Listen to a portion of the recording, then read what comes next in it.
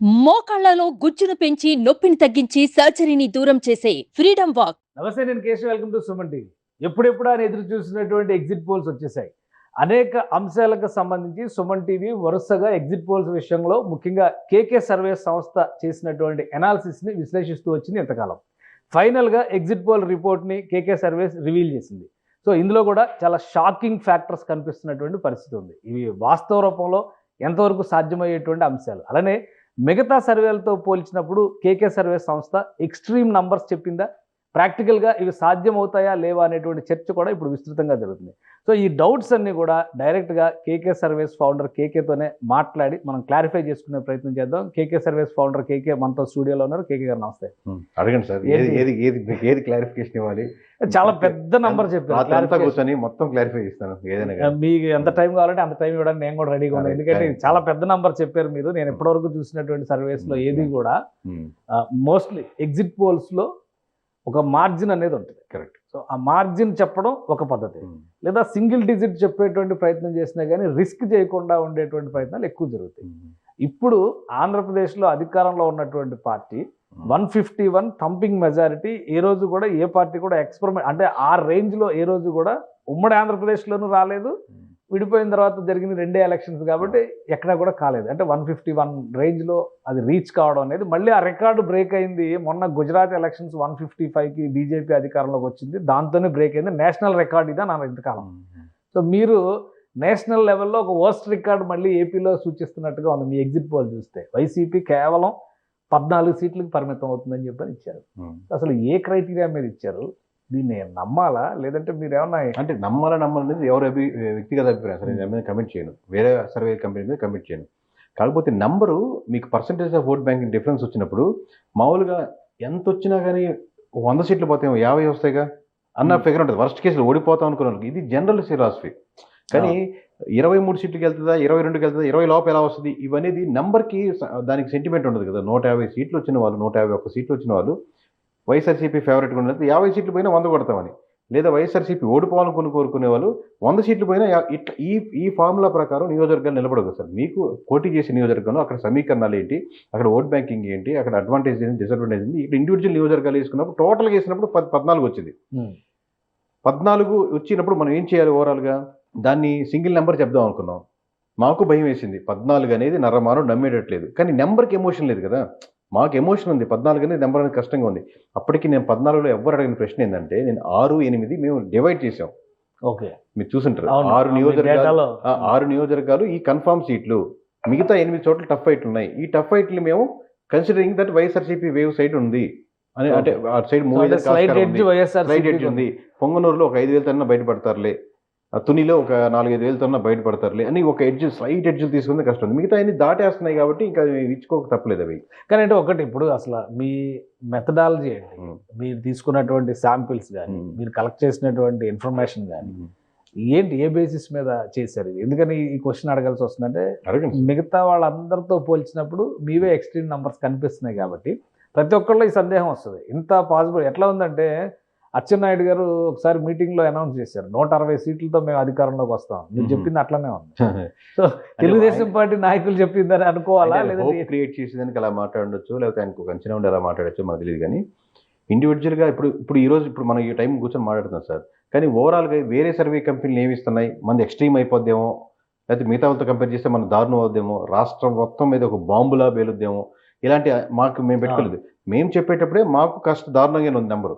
ఎలా చెప్దాం, కరెక్ట్గా చెప్దాం. అప్పుడు చాలామంది మా టీం వాళ్ళు ఇచ్చింది ఏంటంటే, అన్న ఇప్పుడు 15 అనుకుంటున్నారు, 14 నియోజకవర్గాలు అనుకుంటున్నారు గెలిచేది, మనం మీరు సేఫ్గా +10 -10 చెప్పుకోండి కదా అనుకున్నారు. మాకు ఓవరాల్ మేము కన్సల్ట్ చేసి కాదు, మనం సింగిల్ నెంబర్కి వెళ్దాం అనుకున్నాం. ప్లస్ నిజంగా ఒక 5 పెరిగిన రేపు పొద్దున మన మిస్టేక్ అయితే ఒక 20 లోపు అనుకోనండి.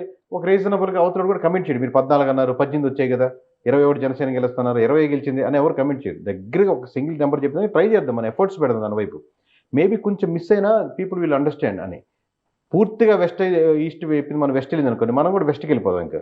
ఓకే సార్, అసలు మీరు నాకు ఒకటే క్లారిటీ ఇవ్వండి. అసలు మీరు ఈ నంబర్స్కి స్టిక్ ఆన్ అయి ఉన్నారా ఇప్పుడు? ఎందుకంటే ఓవరాల్గా సర్వేలు అన్నీ వచ్చినాయి. సరే ఓకే, మీరు అన్ని సర్వేలు చూసారా లేదా, లేదా మీరు ఫాలో అయ్యారా లేదా చూస్తే యావరేజ్గా ఇప్పుడు ఒక 100 సర్వేస్ రిలీజ్ అయినాయి, ఒక 10 సర్వేస్ రిలీజ్ అయినాయి అనుకుందాం. యావరేజ్గా చూస్తే 5-6 సర్వేలు టఫ్ ఫైట్ 2-4% మార్జిన్ అనేది కమ్యూనికేట్ చేసినాయి అందరికీ కూడా.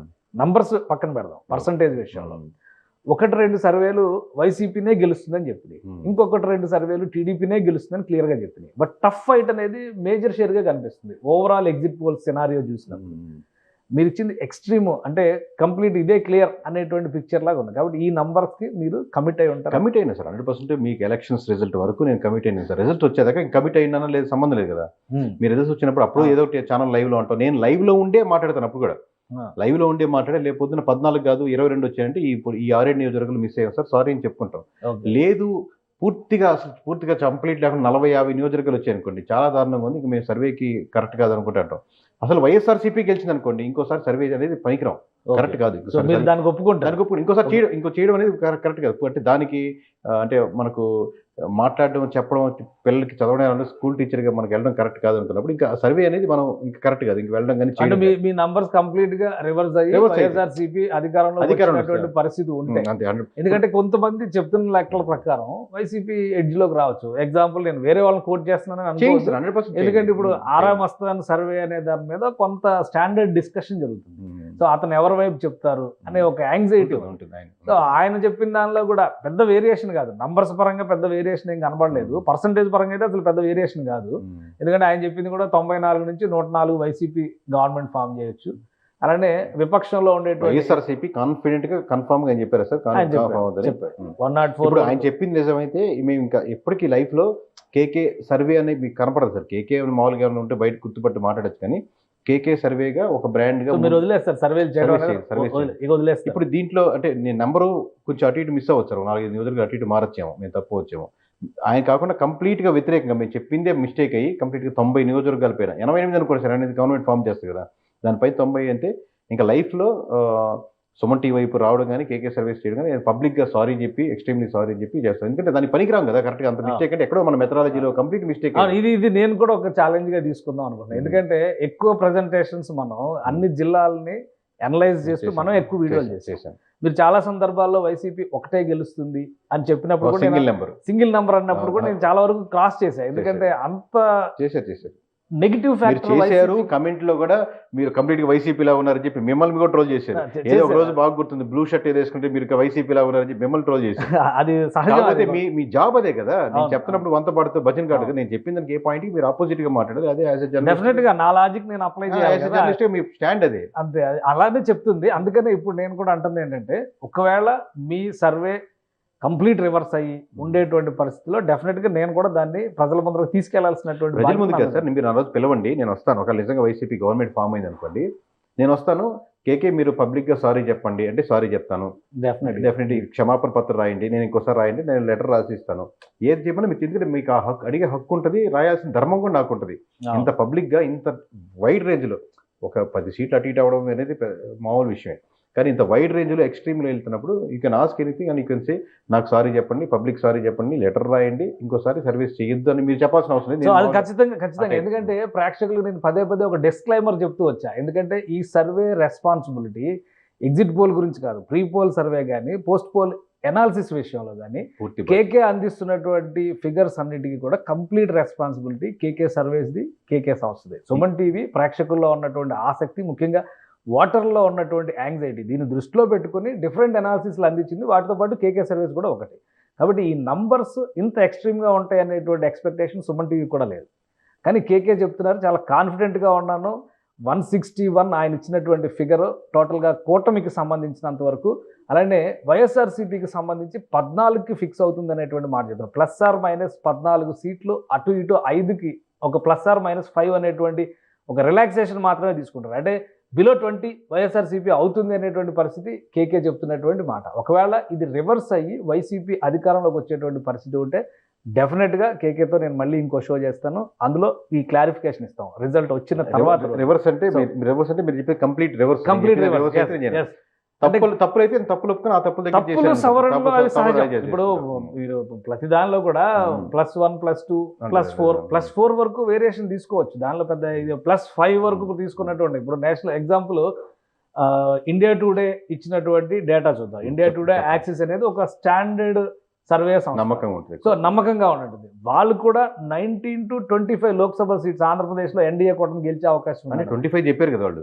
19 to 25 25 కూడా ఉంది, ఒక ఉంది ఆప్షన్. ఉంది ఒక ఆప్షన్ ఉంది. అంటే ప్రతిదానికి ఒక 20% అని కూడా, ఒక 20% 25 వచ్చేదానికి ఆప్షన్ ఉందని కూడా చెప్పారు. డెఫినెట్ గా ఇప్పుడు లోక్సభ సీట్లు 25 గెలిచేటువంటి పరిస్థితి అంటే మీ సర్వే దగ్గరకు వచ్చినట్టే కదా. సో వాళ్ళు కూడా ఒక స్టాండర్డ్ కంపెనీ కదా. ప్లస్ అంటే 20 వచ్చేదానికి ఒక 20% సార్, 21 20%, 22 23 24 వాళ్ళు చెప్పిన దాని ప్రకారం ప్రతిదానికి ఒక 20% అనుకున్నా కానీ 20% దానికి ఆస్కారం ఉంది.